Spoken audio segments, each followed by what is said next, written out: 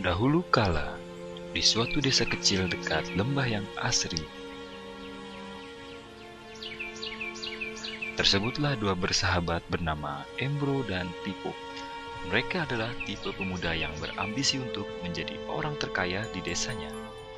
Mereka kerap membicarakan impian dan ambisi mereka itu akan kekayaan, kehidupan, dan gaya hidup yang ingin mereka miliki nantinya. Mereka tidak takut untuk bekerja keras.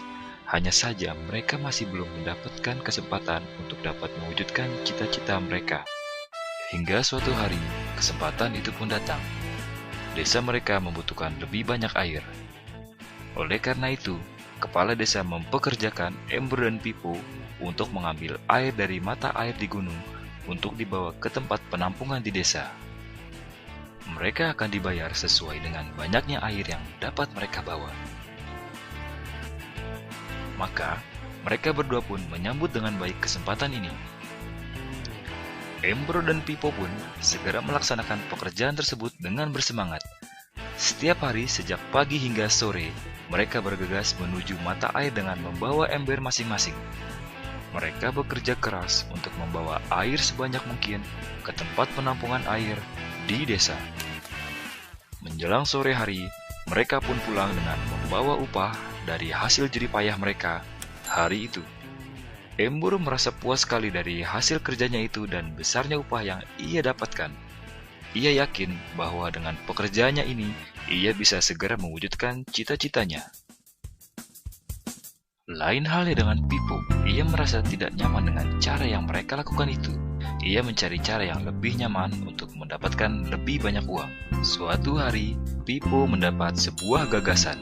Ia berniat membangun sebuah saluran pipa untuk langsung mengalirkan air ke tempat penampungan di desanya, sehingga ia tidak perlu lagi membawa ember. Dengan antusias, Pipo pun menceritakan gagasannya ini kepada Embro dan mengajaknya bekerja sama. Tetapi, Embro tidak sependapat. Ia bahkan mentertawakan gagasan Pipo tersebut. Embro merasa dirinya mampu mendapatkan lebih banyak uang dengan cara lebih sering mengambil air dan menggunakan ember yang lebih besar. Dengan cara ini, Embro yakin penghasilannya akan meningkat. Pipo akhirnya memutuskan untuk mewujudkan sendiri gagasannya itu. Ia mengerti tidaklah mudah untuk membangun saluran pipa tersebut. Dibutuhkan beberapa tahun untuk menyelesaikan dan menikmati hasilnya. Namun, tekadnya telah bulat. Ia pun tetap bekerja keras mengangkat air dengan ember setiap hari seperti biasa.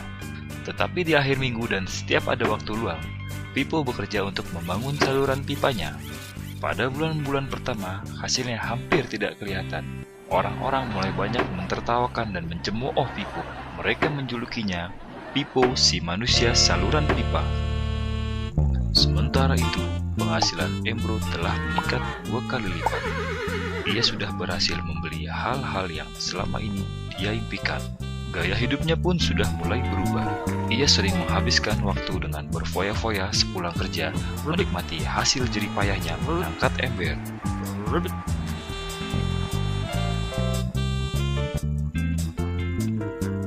Seiring bertambahnya usia, kinerja Embro pun sudah semakin lamban karena beratnya ember besar yang ia bawa setiap hari.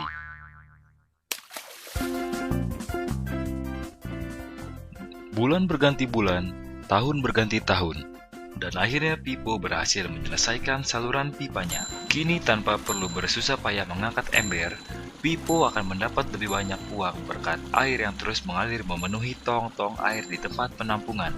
Air terus mengalir tanpa henti, bahkan saat ia tidur, makan, ataupun saat pergi berlibur. Pipo pun puas dan bangga berkat tekad dan kerja kerasnya. Kini penghasilannya pun mengalir tiada henti, seiring aliran air di saluran pipanya. Cerita Embro dan Pipo menggambarkan kehidupan kita. Pekerjaan yang dilakukan mereka melambangkan apa yang dilakukan banyak orang dalam mendapatkan penghasilan. Embro mendapatkan penghasilannya dengan menggunakan ember. Ia harus pulang pergi mengisi embernya untuk ditukarkan dengan uang. Untuk meningkatkan penghasilan, Embro lebih rajin pergi ke mata air dan juga memperbesar ukuran embernya. Dalam kehidupan yang nyata, jika kita ingin meningkatkan penghasilan, kita harus bekerja lebih keras.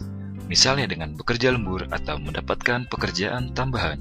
Kita juga dapat memperbesar ember kita, yaitu dengan menerima posisi pekerjaan yang lebih tinggi. Sebagian besar dari kita menukarkan waktu untuk mendapatkan uang. Seperti juga Embro, kita hanya memiliki 24 jam per hari, dan tidaklah mungkin kalau kita membarterkan seluruh waktu kita untuk bekerja. Ada saatnya ketika kita tidak mampu membarter lagi waktu kita karena alasan usia, penyakit, ataupun alasan lainnya, sehingga penghasilan kita terhenti sama sekali. Tetapi coba perhatikan apa yang dilakukan Pippo. Secara bijaksana, Pippo tidak membarterkan seluruh waktunya hanya untuk mendapatkan penghasilan yang terbatas. Dia menggunakan sebagian waktu yang dimilikinya untuk membangun saluran pipa karena dia tahu saluran pipa ini akan mendatangkan penghasilan yang berkesinambungan tanpa ia harus membarterkan seluruh waktunya.